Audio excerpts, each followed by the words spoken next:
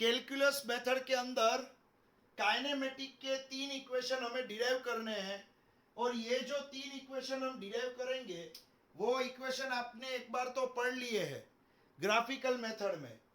वो ही 3 इक्वेशन हम कैलकुलस मेथड में भी डिराइव करेंगे, जिसमें पहला इक्वेशन, फर्स्ट इक्वेशन कैसे डिराइव होगा देखो। आपको मालूम है acceleration a equals to change in velocity upon change in time, ये आपको मालूम है। कैलकुलस मेथड में क्या होगा, हम जो काइनेमेटिक के 3 इक्वेशन डिराइव करेंगे उसमें इंटीग्रेशन डिफरेंशिएशन का यूज होगा। इंटीग्रेशन डिफरेंशिएशन का यूज होगा तो आपको मालूम है यहाँ पे वेलोसिटी का डिफरेंशिएशन होता है विथ रिस्पेक्ट टू टाइम, तो dv बाई dt आपको मिलता है एक्सेलरेशन। एक्सेलरेशन का मीनिंग क्या होता है आपने सीख लिया है। एक्सेलरेशन का मीनिंग होता है change in velocity upon change in time. तो dv बाई dt v का differentiation with respect to time, तो ये मिलता है एक्सेलरेशन। तो ये फॉर्मूला आपको मालूम है। यहां पे मैंने लिखा acceleration a equals to dv by dt। तो यहां पे इंस्टेंटेनियस एक्सेलरेशन जब मैंने पढ़ाया था, इंस्टेंटेनियस एक्सेलरेशन, तब आपने देखा था इंस्टेंटेनियस एक्सेलरेशन में limit delta t tends to 0 delta v upon delta t equals to dv by dt, ये मैंने लिखाया था आपको। Acceleration equals to dv by dt। Instantaneous acceleration में ये फॉर्मूला आपने किया था, जो भूल गए वो याद कर लेना। तो एक्सेलरेशन की जगह पे हम change in velocity upon change in time लिख सकते हैं, सिंपल सी बात है।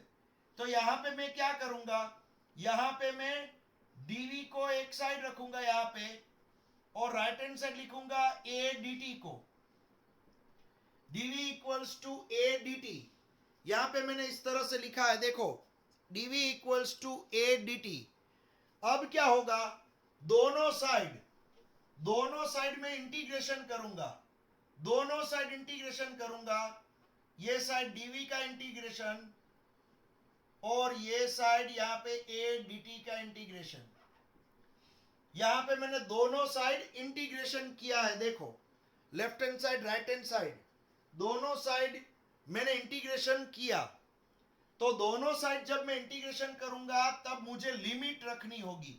लिमिट, इंटीग्रेशन पे जब लिमिट रखते हैं और उसको कैसे सोल्व किया जाता है वो मैंने सिखाया था। तो यहां पे क्या है, इंटीग्रेशन हुआ है विथ रिस्पेक्ट टू वेलोसिटी, तो यहां पे जो लिमिट होगी वो वेलोसिटी के फॉर्म में होगी। Initial velocity v not, final velocity v।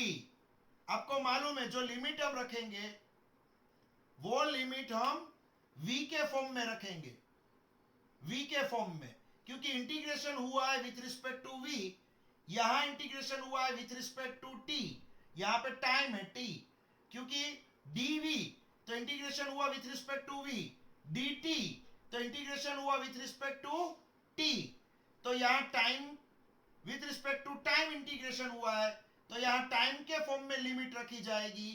Time, starting का टाइम 0 था और final time t equals to t था। स्टार्टिंग का टाइम क्या था 0, फाइनल टाइम था t इक्वल्स टू t। मान लो यहां पे मैं लिख रहा हूं integration x with respect to y, तो इंटीग्रेशन x का हो रहा है विथ रिस्पेक्ट टू y।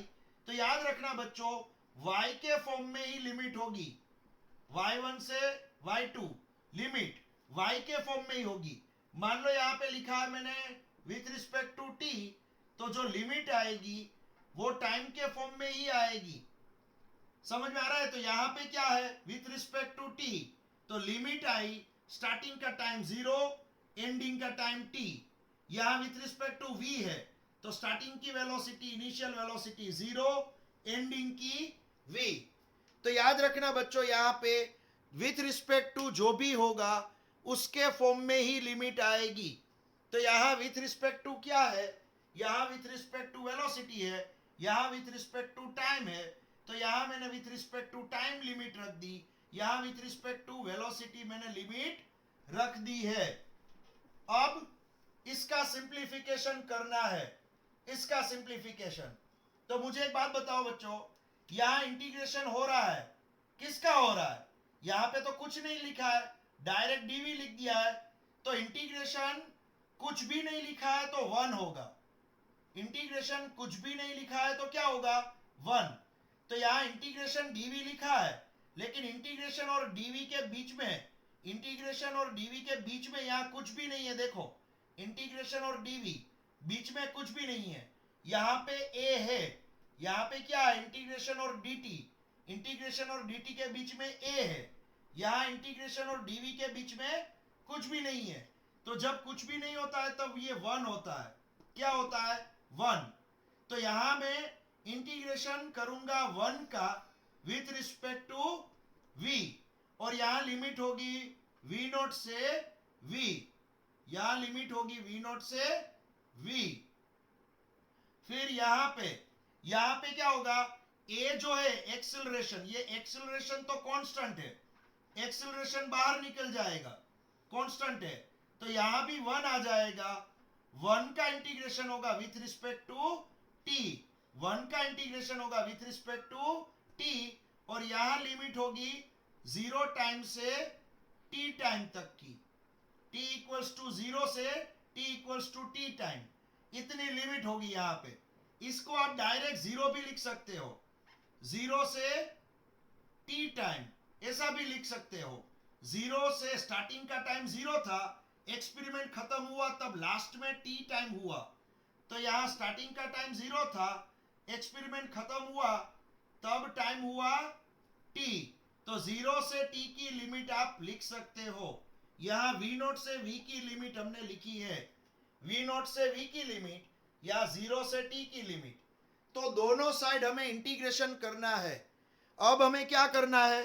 दोनों साइड इंटीग्रेशन करना है। देखो बच्चों, तो दोनों साइड इंटीग्रेशन कैसे होगा आपको अब ये बताना होगा मुझे कि यहां पे देखो, यहां पे 1 का इंटीग्रेशन है, यहां भी 1 का इंटीग्रेशन है।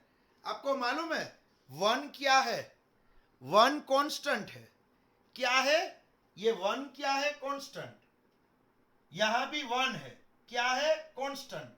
तो आपको मालूम है कांस्टेंट का जब इंटीग्रेशन करते थे हम, कांस्टेंट का इंटीग्रेशन करते थे तब मैंने आपको सिखाया था, मान लो कांस्टेंट है 5, इंटीग्रेशन किया विथ रिस्पेक्ट टू t, तो आंसर आएगा 5t।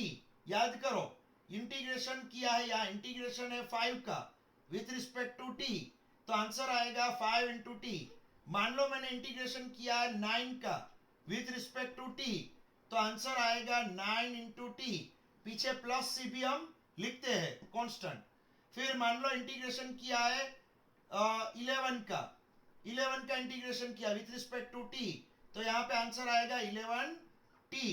इसी तरह से मान लो 1 का इंटीग्रेशन किया है, 1 का इंटीग्रेशन किया विथ रिस्पेक्ट टू t, तो आंसर आएगा 1t। तो यहाँ उसी तरह से 1 का इंटीग्रेशन किया विथ रिस्पेक्ट टू v, तो यहाँ आंसर आएगा v। क्या आंसर आएगा? इंटीग्रेशन किया विथ रिस्पेक्ट टू v, तो आंसर आएगा यहाँ पे v, और यही v को लिमिट लग जाएगी, lower limit v naught, upper limit v, यही v। इसका आंसर क्या आया?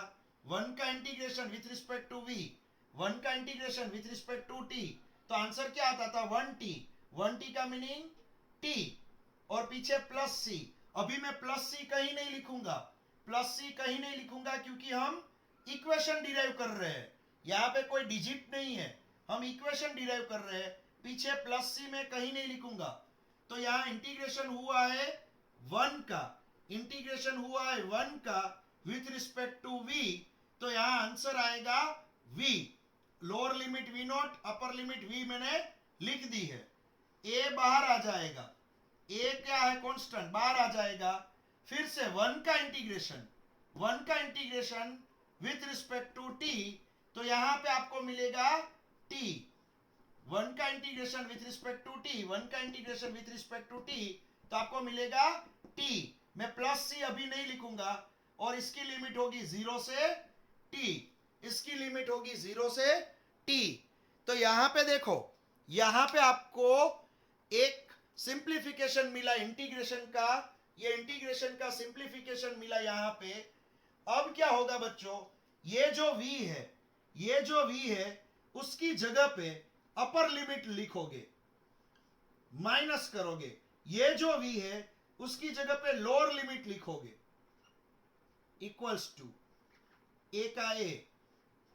ये t की जगह पे अपर लिमिट लिखोगे, t की जगह पे t लिखोगे, माइनस करोगे, t की जगह पे 0 लिखोगे। तो यहां पे आपको मिला लास्ट में v माइनस वी नॉट, आपको मिला लास्ट। चलो यहां पे होगा लास्ट में v माइनस वी नॉट, यहां पे होगा लास्ट में v minus v naught equals to a t. क्या होगा, v minus v naught equals to a t. तो यहां पे आ जाएगा v equals to v naught plus a T.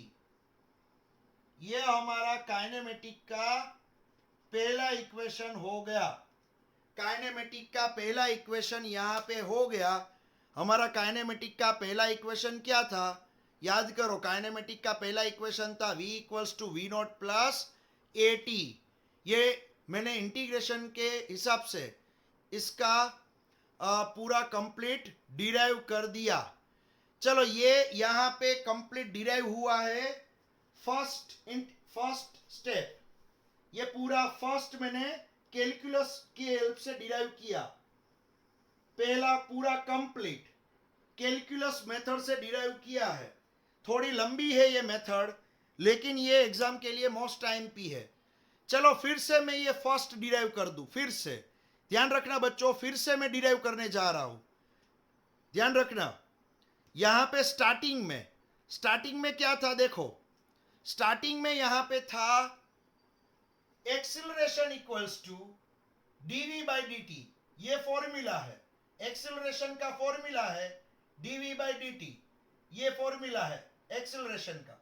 उसमें से dv को लेफ्ट हैंड साइड रखा, a dt को राइट हैंड साइड रख दिया, a dt को राइट हैंड साइड रख दिया। ये जो इक्वेशन मिला, दोनों साइड इंटीग्रेशन किया, दोनों साइड इंटीग्रेशन किया, लेफ्ट हैंड साइड भी इंटीग्रेशन, राइट हैंड साइड भी इंटीग्रेशन। फिर यहां पे क्या है, इंटीग्रेशन किया है विथ रिस्पेक्ट टू v। तो जो भी लिमिट रखेंगे v के फॉर्म में होगी। यहां है विथ रिस्पेक्ट टू t, जो भी लिमिट रखेंगे t के फॉर्म में होगी। तो स्टार्टिंग में वेलोसिटी क्या होती है, इनिशियल वेलोसिटी v नॉट होती है। एंडिंग में क्या होती है, एंडिंग में वेलोसिटी v होती है। तो स्टार्टिंग में v नॉट, एंडिंग में फाइनल वेलोसिटी v। स्टार्टिंग में टाइम क्या होता है, जब आप स्टॉप वॉच चालू करते हो, एक्सपेरिमेंट चालू होता है, स्टार्टिंग में टाइम 0 होता है। एंडिंग में जब एक्सपेरिमेंट खत्म होता है तब टाइम क्या होता है, t होता है।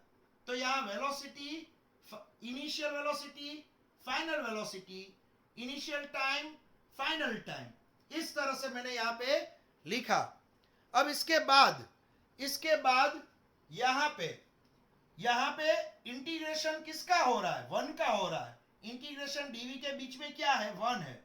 यहाँ इंटीग्रेशन a का हो रहा है dt, लेकिन a तो कांस्टेंट है, बाहर निकल जाएगा, a कांस्टेंट है, बाहर निकल जाएगा। तो यहाँ भी 1 का इंटीग्रेशन होगा, यहाँ भी 1 का इंटीग्रेशन होगा। 1 का integration with respect to v, 1 का integration with respect to t। तो मैंने अभी सिखाया आपको, अभी मैंने सिखाया कि जब भी आप 1 मीन्स कोई भी कांस्टेंट का इंटीग्रेशन करोगे, आंसर क्या आएगा, कांस्टेंट इनटू v। तो यहाँ 1 का इंटीग्रेशन किया तो आंसर आएगा 1 इंटू v। तो 1 इंटू v, 1 नहीं लिखेंगे तो चलेगा, तो v लिख दिया। यहाँ 1 का इंटीग्रेशन किया तो आंसर आएगा 1 इंटू टी। 1 नहीं लिखेंगे तो चलेगा, 1 इंटू टी की जगह पे मैंने t लिखा है।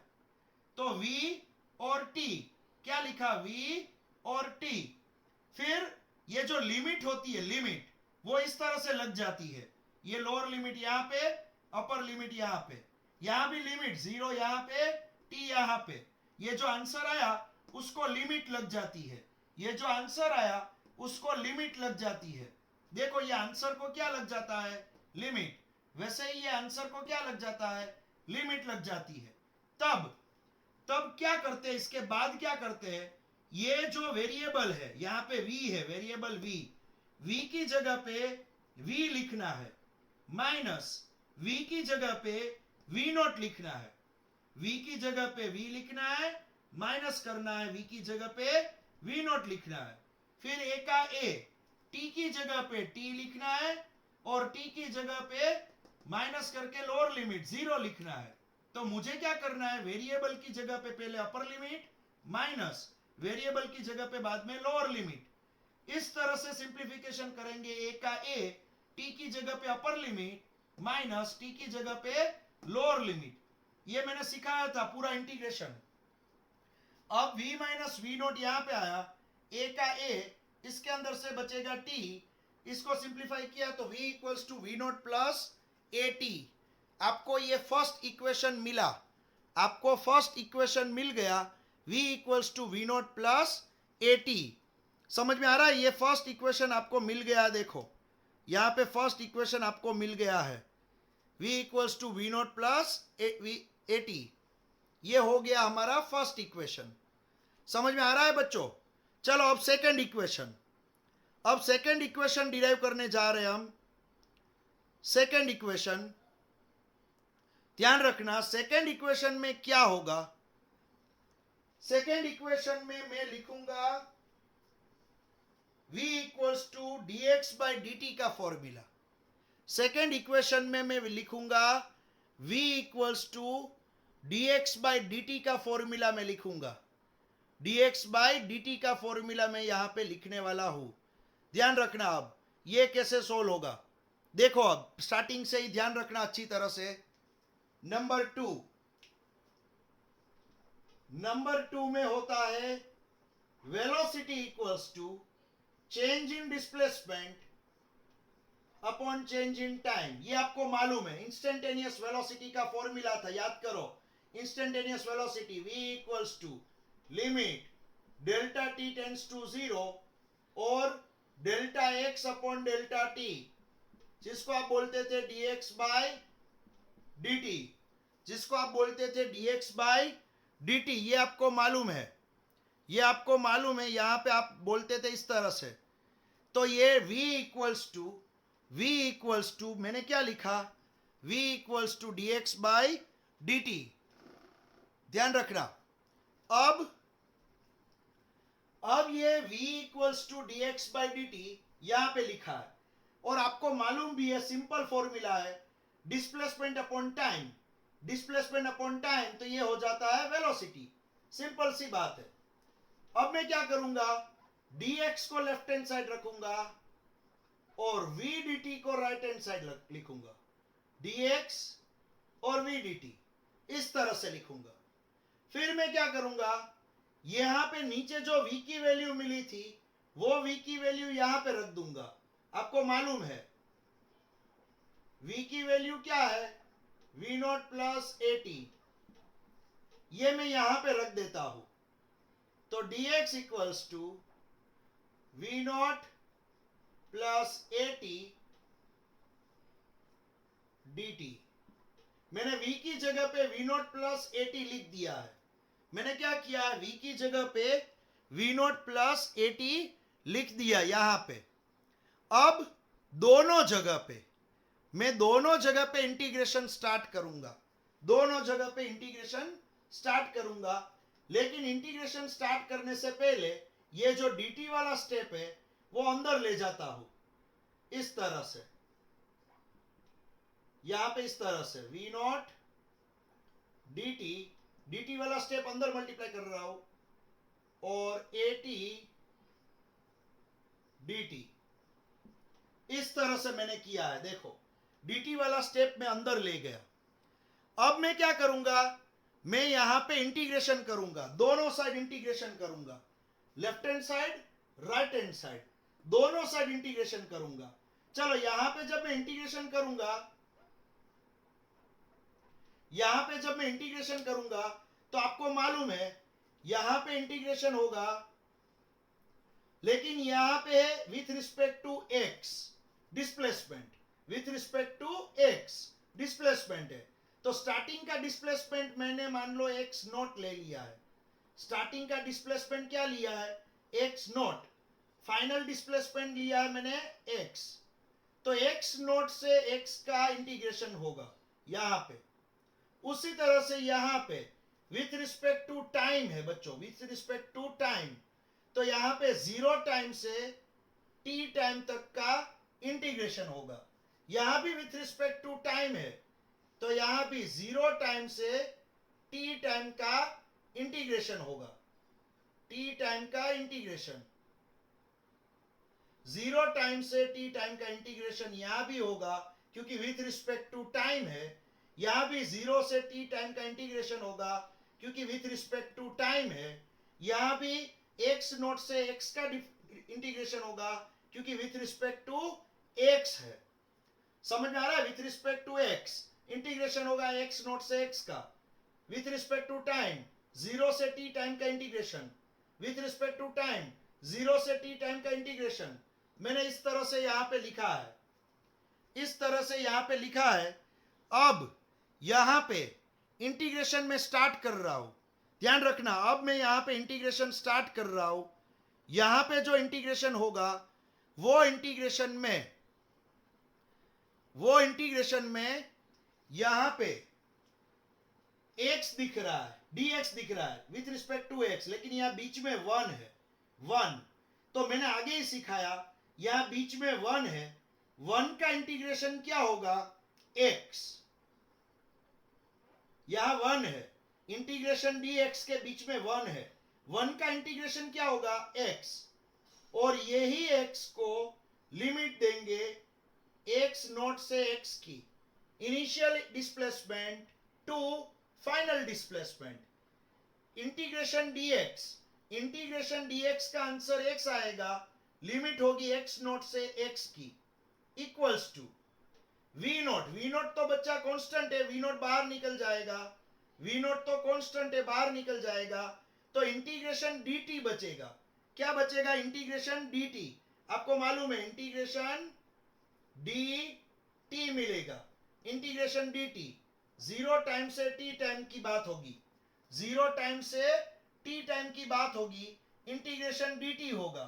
लेकिन बीच में कुछ भी नहीं है तो 1 होगा, बीच में कुछ भी नहीं है तो 1, और 1 का इंटीग्रेशन क्या होता है बताओ, 1 का इंटीग्रेशन होगा t, क्योंकि यहां विथ रिस्पेक्ट टू t है, तो 1 का इंटीग्रेशन t होगा, और लिमिट जाएगी 0 से t तक की, प्लस a कांस्टेंट है, a बाहर निकल जाएगा, लेकिन यहां t बचेगा, क्या बचेगा, t, यहां t बचेगा, और t की पावर 1 होगी, क्या बचेगा, यहां t बचेगा, t की पावर क्या होगी, 1, ध्यान रखना, t की पावर होगी यहां पे 1, और t की जो 1 पावर है उसका इंटीग्रेशन होगा with respect to t, t की जो 1 पावर है उसका इंटीग्रेशन होगा विथ रिस्पेक्ट टू t, 0 से t का लिमिट लगेगा, 0 से t का लिमिट, और t की 1 पावर का इंटीग्रेशन होगा,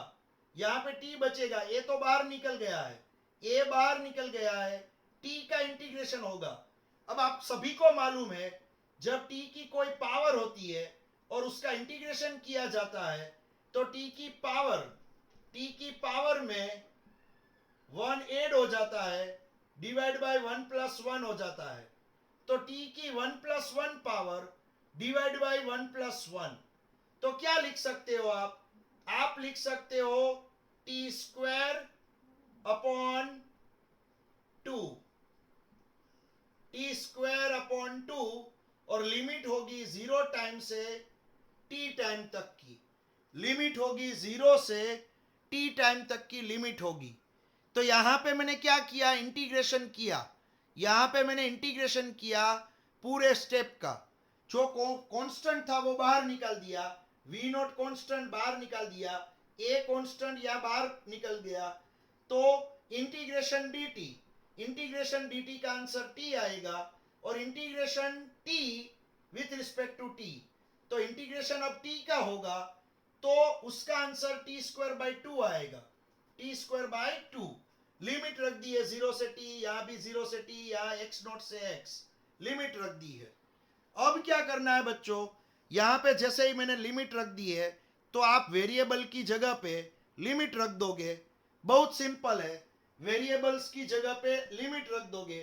x की जगह पे x लगेगा, x की जगह पे यहां पे आप क्या करोगे, x की जगह पे x लिखोगे, x माइनस ये x की जगह पे x नॉट लिखोगे, इक्वल्स टू ये v नॉट, t की जगह पे t लिखोगे और माइनस करके 0 लिखोगे, प्लस यहां पे टी स्क्वायर की जगह पे t लिखोगे तो टी स्क्वायर बाई 2 होगा, माइनस यहां t की जगह पे 0 लिखोगे तो 0 स्क्वायर बाई 2 होगा।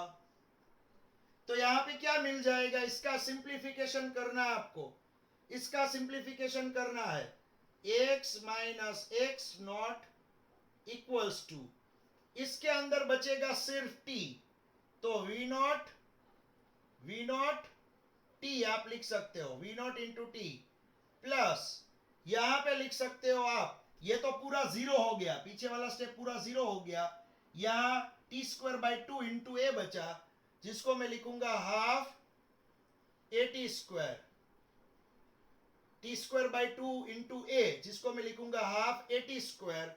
तो ये जो आपका इक्वेशन था डिस्प्लेसमेंट का इक्वेशन, ये क्या है बच्चों, डिस्प्लेसमेंट है, x माइनस एक्स नॉट, इसको आप x डैश भी बोल दो displacement, x minus x not को डिस्प्लेसमेंट बोल दो, टोटल डिस्प्लेसमेंट x डैश बोल दोगे तो भी चलेगा, total displacement equals to v naught t plus half a t square.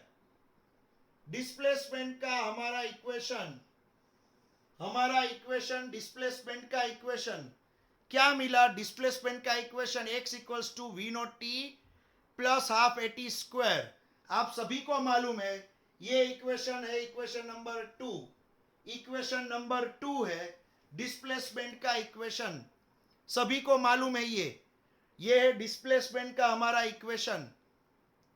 समझ में आ रहा है बच्चों, तो यहां पे कैलकुलस मेथड आ गई, यहां पे बाद में दूसरा डेरिवेशन भी कैलकुलस मेथड से ही हुआ, यहां दोनों जगह पे कैलकुलस मेथड ही लिखी हुई है, दोनों जगह पे कैलकुलस मेथड ही लिखी हुई है। देख लो बच्चों, यहां पे फर्स्ट और सेकंड डेरिवेशन हुआ है कैलकुलस मेथड से।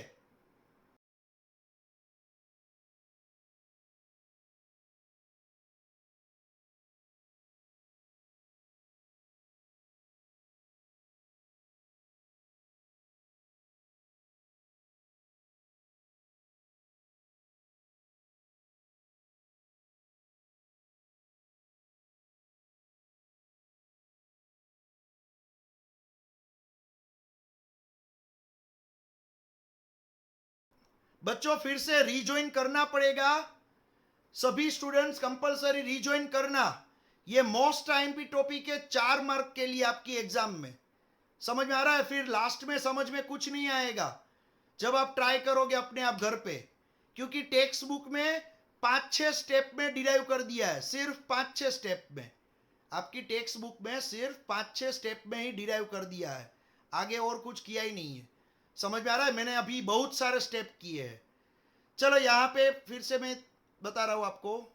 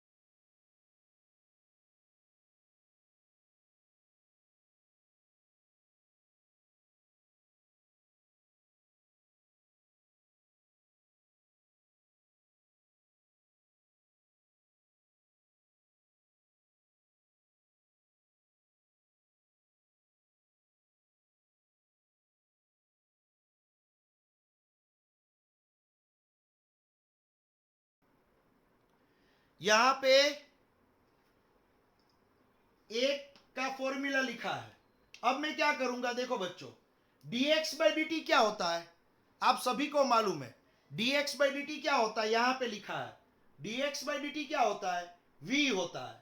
तो dx बाई डी टी जो v है, मैं यहां पे इस तरह से लिखूंगा, a equals to dv upon dx, और यहां पे मैं v लिख देता हूं, यहां पे मैं v लिख देता हूं। dx बाई डी टी मैं क्या लिख देता हूं, v। तो ये dx by d T v हो गया। अब मैं क्या करूंगा, इसके बाद मैं vv वाले स्टेप जो है वो साथ में रखूंगा। dv और v साथ में रखा, और ये dx में यहां पे ले गया। मैंने क्या किया, vv वाले स्टेप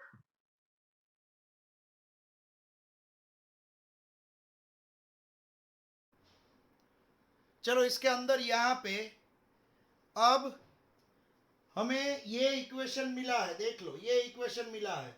यहां v का डिफरेंशिएशन हो रहा है v के साथ, या a का हो रहा है x के साथ। दोनों साइड में इंटीग्रेशन करने वाला हूं, दोनों साइड यहां पे इंटीग्रेशन करूंगा। इंटीग्रेशन v का विथ रिस्पेक्ट टू v, यहां a कांस्टेंट है बाहर निकल जाएगा। इंटीग्रेशन 1 का विथ रिस्पेक्ट टू x, यहां 1 आएगा बीच में, कुछ भी नहीं है तो 1 आएगा। इंटीग्रेशन 1 का with respect to x, integration v का with respect to v, a constant है बाहर निकल जाएगा। v तो वेरिएबल है, क्योंकि विथ रिस्पेक्ट टू v ही इंटीग्रेशन हो रहा है, तो v तो वेरिएबल हुआ। एक्सेलरेशन कांस्टेंट है, क्योंकि आपको मालूम है ये इक्वेशन जो हम डिराइव करते हैं वो कांस्टेंट एक्सेलरेशन के लिए डिराइव होते हैं। तो ये v का इंटीग्रेशन हुआ, या विथ रिस्पेक्ट टू v है, मैं v के फॉर्म में लिमिट लगा सकता हूं। स्टार्टिंग की velocity v not, final velocity v। यहां भी मैं x के फॉर्म में लिमिट लगा सकता हूं। स्टार्टिंग का डिस्प्लेसमेंट x नॉट, एंडिंग का x। तो मैंने x के फॉर्म में यहां पे लिमिट लगा दी है।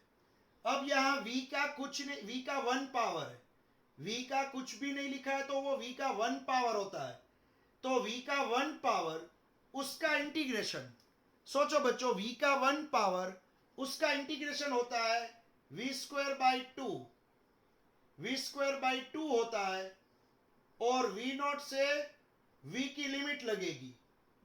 फिर a, यहां 1 का इंटीग्रेशन x हो जाएगा, क्योंकि विथ रिस्पेक्ट टू x है, तो 1 का इंटीग्रेशन x हो जाएगा, x नोट से x हो जाएगा, x नोट से x।